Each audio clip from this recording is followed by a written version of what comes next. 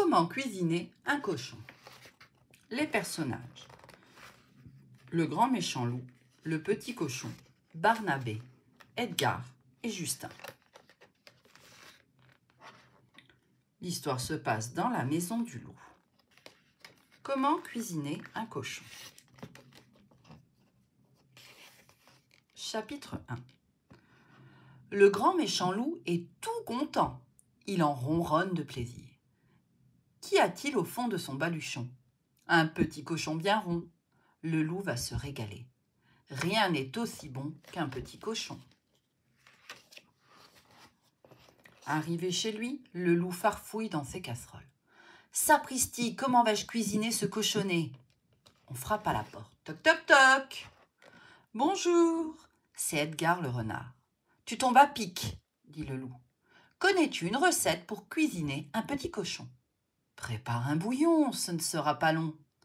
Et quand ce sera prêt, n'oublie pas de m'inviter chez toi. Ce petit cochon n'est pas très gras. Ce sera pour une autre fois. Le loup ferme la porte derrière Edgar. Turc, s'exclame-t-il. Un bouillon, c'est bon pour cuire les poissons, pas les cochons.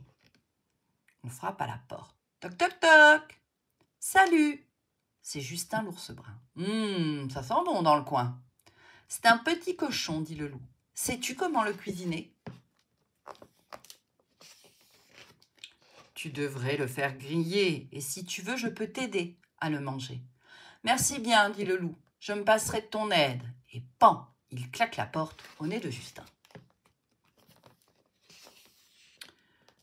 Toc, toc, toc. Chapitre 2. Quelle idée de cornichon, se dit le loup ronchon.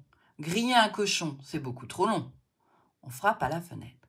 Coucou, c'est Barnabé, ton cousin du bois d'à côté. Que fais-tu avec ce grand tablier? Je me demandais comment cuisiner un cochonnet, répond le loup. Fais un énorme sandwich au jambon. Il sera bien meilleur si tu le partages avec ton cousin. Peut-être, mais je n'ai plus assez de pain, dit le loup en fermant la fenêtre. Un sandwich au jambon, hurle-t-il. Je ne veux pas pique-niquer, moi, je veux un vrai repas. Saperlipopette, dit le loup. Il faut vraiment que je m'y mette. Le loup met une toque sur sa tête. Voyons. Un bouillon, c'est bon pour les poissons. Griller un cochon, c'est vraiment trop long. Un sandwich au jambon, c'est hors de question. Si ça continue, je vais devenir fou, car j'ai une vraie faim de loup. Chapitre 3. Mais voilà que le cochon sort sa tête du baluchon. Je sais, moi, comment cuisiner les cochons. Le loup, surpris, se méfie. Ne cherches-tu pas à me jouer un tour?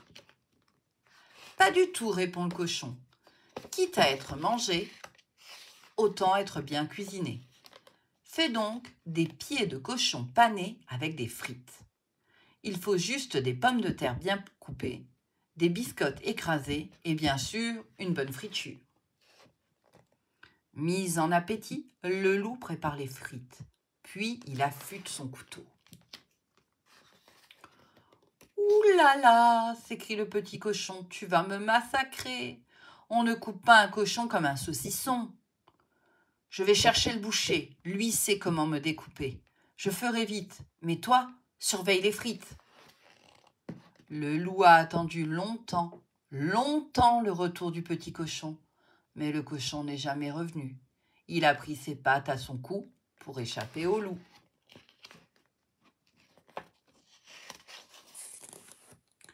Les frites étaient bonnes, mais rien ne vaut un petit cochon. Alors le loup jure qu'on ne l'y reprendra plus.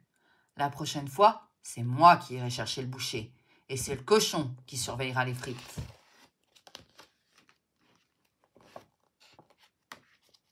Miam, miam. C'était Comment cuisiner un cochon.